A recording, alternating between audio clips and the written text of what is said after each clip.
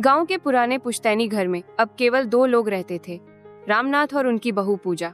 अमित, जो कि पूजा का पति और रामनाथ का बेटा था, नौकरी के कारण महीनों बाहर रहता। पूजा की उम्र अभी बस 25 साल की थी, मगर उसकी आंखों में अक्सर अकेलेपन की उदासी दिखती। बड़ा सा आंगन जिसके चारों ओर कमरे बने थे। बरसात का मौसम था और अक्सर शाम को बिजली चली जाती।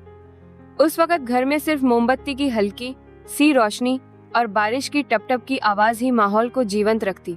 रामनाथ उम्र में बड़े थे, मगर लंबे चौड़े, स्वस्थ और प्रभावशाली। पूजा अक्सर महसूस करती कि ससुर के चेहरे पर एक सख्ती और अपनापन दोनों एक साथ झलकते हैं। एक शाम पूजा को तेज बुखार आ गया। वह कमरे में लेटी थी, तभी रामनाथ ने दरवाजा खटखटाया। पूजा, कैसी तबीयत है तुम्हारी? उन्होंने चिंता से पूछा। बस थोड़ा बुखार है, पूजा ने धीमी आवाज में कहा। रामनाथ पानी और दवा लेकर आए। पूजा ने देखा कि ससुर उसके सिर पर गीला कपड़ा रख रहे हैं। उस स्पर्श में अजीब सी गर्माहट थी।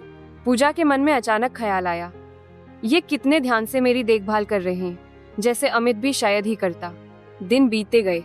पूजा और रामनाथ अक्सर आंगन में बैठकर बातें करने लगे। कभी पूजा अपने मायके की बातें सुनाती, कभी रामनाथ अपने जवान दिनों की कहानियां। उनके बीच एक अनकहा रिश्ता बनने लगा, न पिता पुत्री सा, न ही सिर्फ ससुर बहू का। इसमें कुछ और था, एक गहरी खिंचाव की डोर। रामनाथ भी महसूस करते थे कि जब पूजा मुस्कुराती है तो उसका चेहरा रोशनी से भर उठता है। कई बार वह अपनी नजरों को हटाना चाहते, मगर नजरें वहीं टिक जाती। उस रात आसमान में काले बादल छाए थे। तेज बारिश शुरू हो चुकी थी। बिजली चली गई, घर अंधेरे में डूब गया। पूजा अपने कमरे में खिड़की के पास खड़ी थी, बाल खुले हुए और साड़ी का पल्लू हवा में उड़ रहा था। रामनाथ पानी पीने निकले तो अनजाने में उसकी झलक उन पर पड़ी। मोमबत्ती की हल्की रोशनी में पूजा बेहद खूबसूरत लग रही थी। उनके कदम अनजाने में पूजा के कमरे की तरफ बढ़ गए। बाहर बहुत तेज बारिश है, डर तो नहीं लग रहा? रामनाथ ने धीरे से कहा। पूजा मुस्कुराई। डर तो नहीं, लेकिन अकेलापन बहुत महसूस होता है। उस पल दोनों की आंखें मिली। बारिश की आवाज, अंधेरा और अकेलापन, सबने मिलकर एक ऐसा माहौल बना दिया जिसमें शब्द कम और खामोशियां ज्यादा बोल रही थीं। पूजा ने पल्लू संभालते हुए कहा, कभी कभी लगता है कि ये घर मुझे निगल जाएगा। अमित होता तो शायद अलग बात होती। रामनाथ ने उसकी तरफ देखा। उनकी आंखों में वही भाव था जिसे शब्दों में कह पाना मुश्किल था। पूजा, उन्होंने धीरे से कहा, तुम अकेली नहीं हो। उस पल पूजा की आंखों में हल्की नमी थी और होठों पर कंपाहट।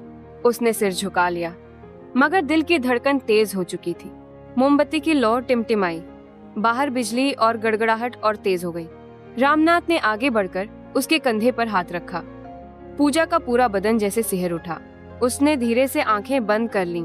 कमरे में खामोशी छा गई। सिर्फ बारिश की आवाज और दिलों की धड़कनों की गूंज थी। वहीं से उनके रिश्ते ने एक नई दिशा ले ली।